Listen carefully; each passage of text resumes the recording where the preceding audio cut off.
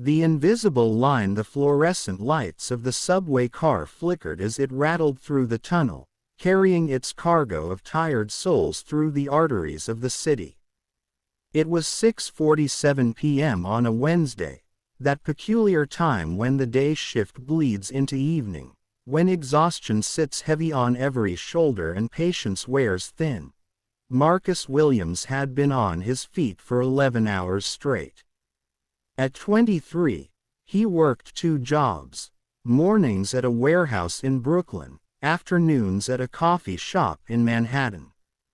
His sneakers, once white, now bore the stains of spilled lattes and the grime of city streets. His back ached, his legs trembled, and all he wanted was to collapse into the orange plastic seat he'd claimed 3 stops ago. He'd worked hard for that seat. He'd positioned himself strategically at the previous station, calculated the door placement, moved with purpose the moment the train arrived. In New York City, a seat on the evening commute was a small victory, a tiny mercy in a merciless day. Then she got on at Union Square. Marcus noticed her immediately, everyone did. The woman in the red dress moved through the crowded car with difficulty, one hand pressed to her lower back, the other gripping the pole for balance. She was visibly pregnant, her belly round and prominent beneath the fabric of her dress. Her face showed the particular exhaustion that comes with carrying another life inside your own. She stood directly in front of Marcus, swaying slightly as the train lurched forward. He watched her adjust her stance, saw her wince as the car jerked around a curve. Their eyes met for a fraction of a second. Marcus looked away. He felt it immediately, that burning sensation that started in his chest and radiated outward. Shame. It crawled up his neck, made his ears hot, settled in his stomach like a stone. He knew what he should do. He knew what his mother, Evelyn Williams, would expect him to do. He could practically hear her voice, warm and firm. "Marcus, you stand up for a pregnant woman. I didn't raise you to be selfish." But his legs, God, his legs felt like concrete. His knees throbbed. His feet screamed inside his worn-out sneakers. He'd been standing for 11 hours, stocking shelves, making coffee, running, moving, never stopping. Just 20 more minutes, he told himself. 20 more minutes until his stop in Queens. Then he could rest. He pulled out his phone, stared at the screen without seeing it.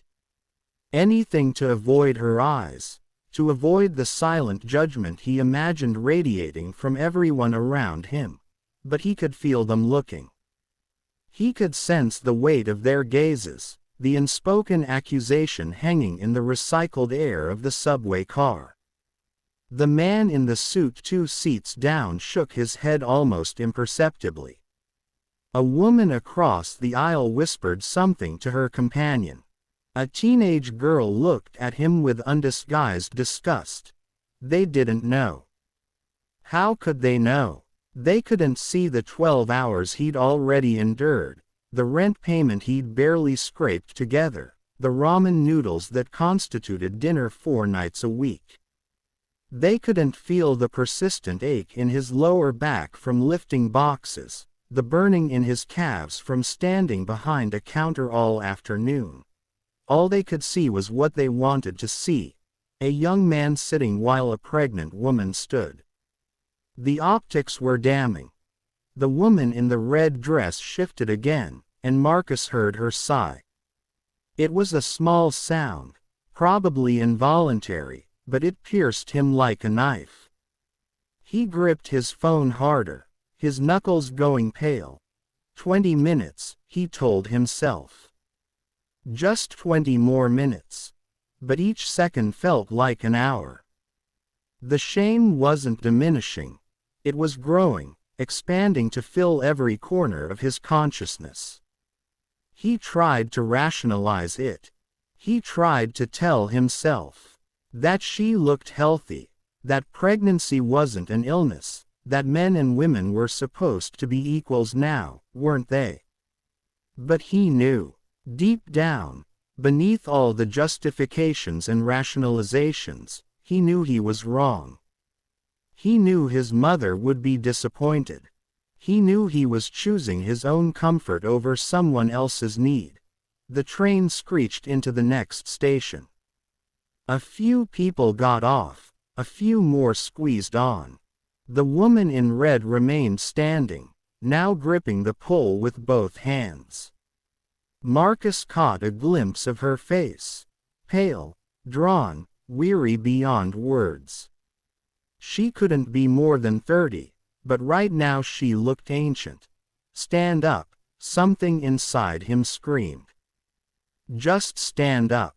Be a man. Be decent. Be human. But he didn't move. His body felt locked in place, as if the seat had grown roots that bound him to it. The war between his conscience and his exhaustion raged on, and exhaustion was winning. 3 more stops passed. The woman swayed, steadied herself, swayed again. Marcus saw her lips moving slightly. Was she counting stops? Praying, trying to will away discomfort.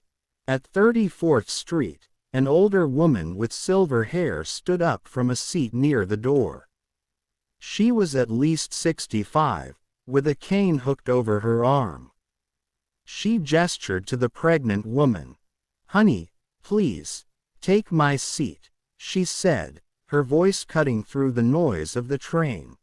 The woman in red smiled gratefully, tears visibly springing to her eyes. "Thank you so much," she said, her voice thick with emotion. "Thank you." As she moved toward the offered seat, she passed directly in front of Marcus. For just a moment, she looked down at him. There was no anger in her eyes, no accusation. Just exhaustion, and maybe, worse, understanding. As if she was used to being invisible, used to her needs being overlooked. Then she was gone, settling carefully into the seat the elderly woman had vacated. The old woman took the pregnant woman's place at the pole, gripping it with one hand while holding her cane with the other. Marcus felt something break inside him. The shame that had been building erupted into full horror. An elderly woman with a cane had done what he, young, healthy, strong, had refused to do. He wanted to disappear. He wanted the floor of the subway to open up and swallow him whole. He wanted to be anywhere but here, under the weight of his own cowardice. Finally, too late, far too late, he stood up. He moved toward the older woman, his voice coming out rough and uncertain. "Ma'am, please, take my seat." She looked at him with eyes that had seen too much of the world, eyes that held both kindness and disappointment. "Now you offer," she said quietly, but not unkindly. "Keep your seat, young man." The moments passed. She turned away from him, and Marcus stood there in the aisle, holding a pole he no longer needed, refusing a seat he'd fought so hard to keep. His stop came and went. He didn't sit back down. He couldn't. He rode all the way to the end of the line, standing, as some form of penance that didn't come close to redemption. Sarah Chen had watched the entire scene unfold from her seat near the door. She'd been riding the New York City subway for 15 years, first as a student at Columbia, now as a financial analyst at a firm in Midtown. She'd seen countless small dramas play out in these metal tubes hurtling through darkness. But something about this one stayed with her. She thought about that young man as she walked to her apartment in Chelsea. She thought about him as she heated up leftover Thai food. She thought about him as she lay in bed, staring at her ceiling. The thing was, Sarah understood both sides. She'd been pregnant once, briefly, 7 years ago, ending in a miscarriage at 10 weeks. But those 10 weeks had been enough to show her how pregnancy changed everything. How your body stopped being your own. How every task became harder, every movement calculated. How exhausted you could feel, bone-deep exhausted, even in the first trimester. She'd also worked those soul-crushing jobs, the ones that left you hollowed out and wrung dry. She'd stood on her feet for 10-hour shifts waiting tables to pay for college. She'd known that particular desperation when your body is screaming for rest and you've got nothing left to give. What haunted her wasn't the young man's failure, it was how quickly she'd judged him. How easily she'd fallen into the narrative. Lazy, entitled young man ignoring a pregnant woman. She'd felt self-righteous in her judgment, superior in her mental condemnation. But she didn't know his story. None of them did. Maybe he'd been wrong. Probably he'd been wrong. The elderly woman giving up her seat had proven that sometimes you do the right thing even when it costs you. But Sarah realized that night, lying in the dark, that the real tragedy wasn't just his failure to act. It was how alone everyone on that train had been. How isolated in their own suffering. How quick to judge and slow to help. She'd had a seat too. A seat she'd kept without a second thought. She could have offered it to the pregnant woman or the elderly lady. But she hadn't. She'd been too busy condemning someone else for the same sin she was committing. How many of them had sat there, secure in their seats, judging the young man? How many had congratulated themselves for their moral superiority while doing nothing? The next morning, Sarah stood on the subway, even though a seat was available. It was a small gesture, probably meaningless. But it was something. For Marcus, that night changed everything. He got home at nearly midnight, 45 extra minutes of commute time because he'd ridden past his stop, unable to sit, unable to forgive himself. His roommate, James, was already asleep.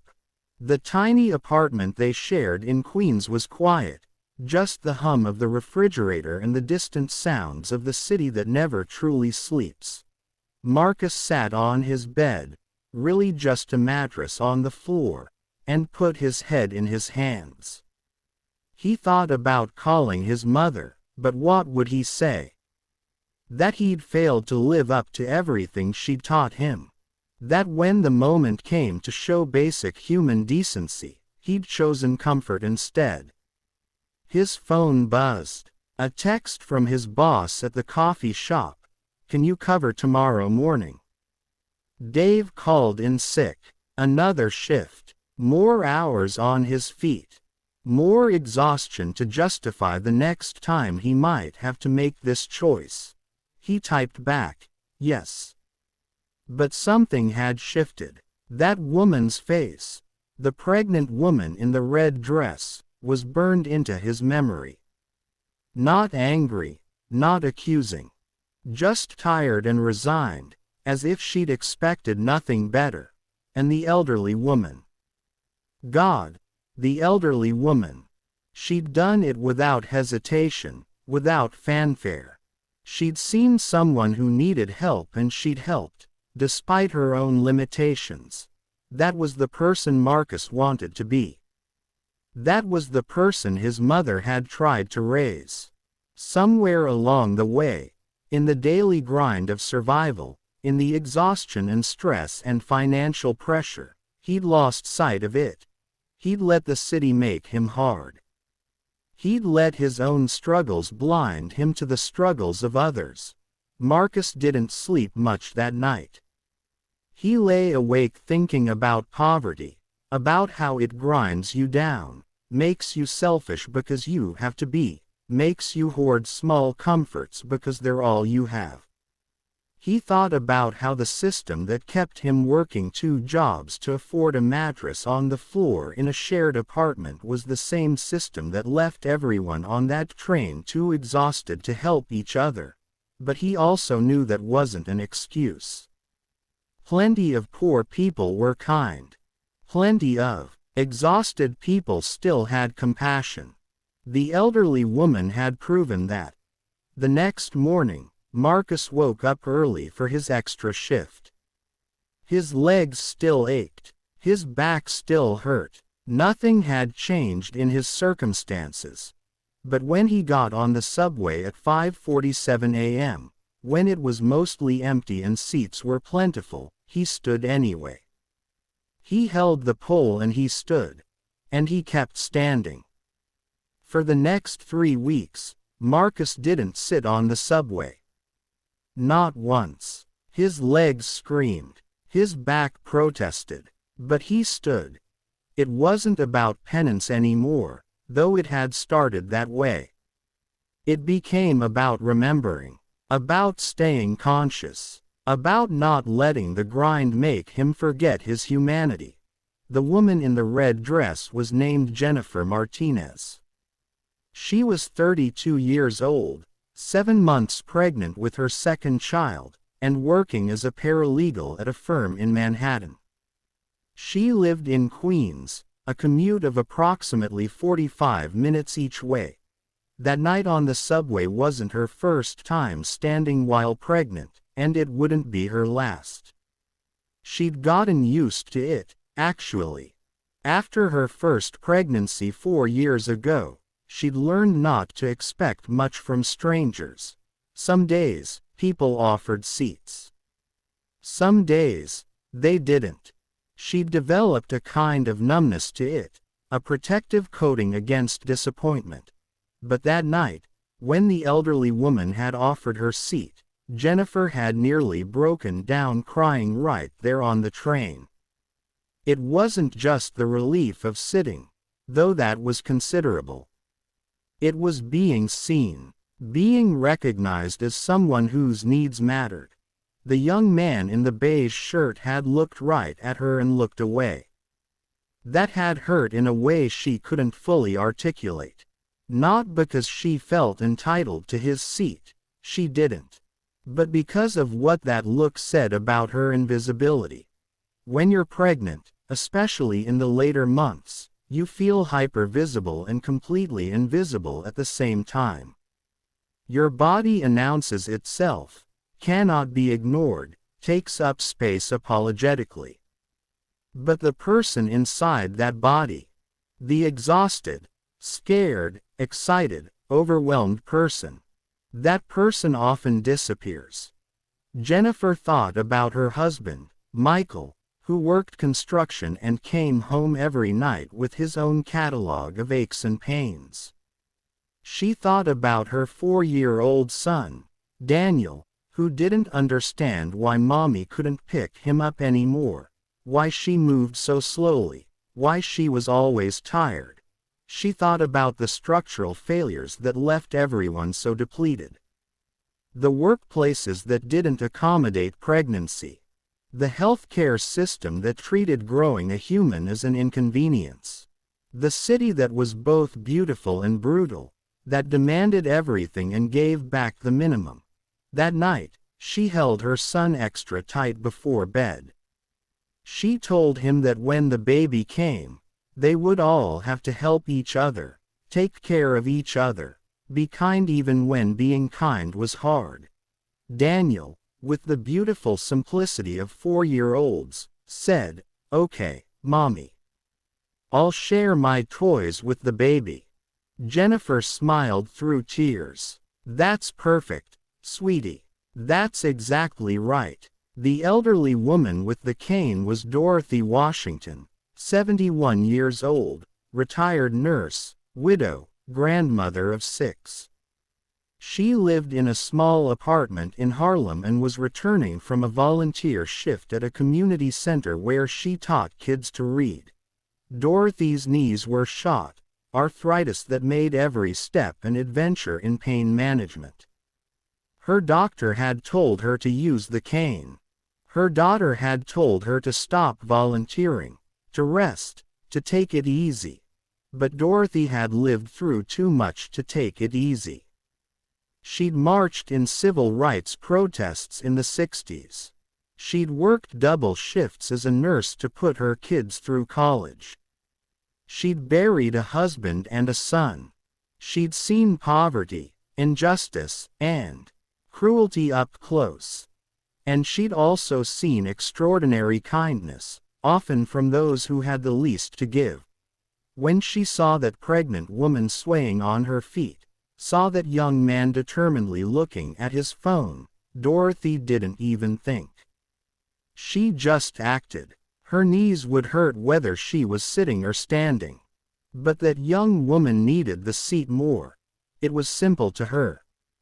Not heroic, not special, just human. On the train that night, standing with her cane while the young man finally, too late, offered her his seat, Dorothy thought about the world she was leaving to her grandchildren. Would it be kinder, more compassionate, or would it be harder, meaner, more isolated? She didn't know. But she knew that change happened one choice at a time, one moment of kindness at a time, one person deciding that someone else's need mattered more than their own comfort. When she got home that night, her daughter called to check on her. "How are your knees, Mom?" "They hurt," Dorothy said honestly.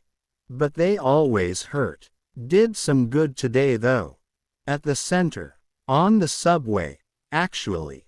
She told the story. Her daughter listened, then sighed. "Mom, you have to take care of yourself too."